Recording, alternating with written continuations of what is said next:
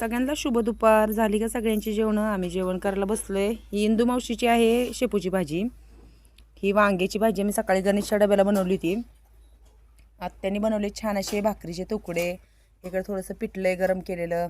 आणि इकडे बसलेत आमच्या इंदू मावशी. इंदू मावशीने आज छान साडी घातली, नवीन साडी घालून. आणि इकडे सगळं जे गौरायांचा फराळ बनवला होता काम करते हां, तर बेसन लाडू आहेत, ह्याच्या करंज्या आहेत, तिळाच्या करंज्या, अजून जे रव्याचं सारण आहे, रव्याचं खोबरं, ते इंदू मावशीने बनवलेले हे अनारसे आहेत. आणि स्पेशल आमच्याकडची लसूण हे शेव, म्हणजे तिखट आहे. इंदू मावशी शेव खावा बघा, ती छान आहे, तिखट केली आहे. आणि इकडे उपवास असल्यामुळे खिचडी बनवली आहे, साबुदाणा खिचडी.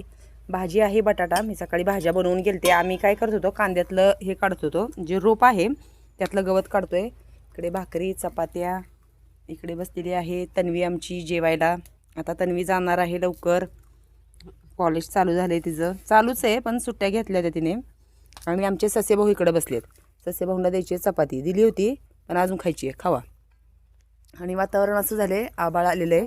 तर या सगळ्यांनी छान असं रानातलं जेवण करायला. आमच्या भाज्या कशा वाटल्या त्या पण कमेंट्समध्ये नक्की सांगा.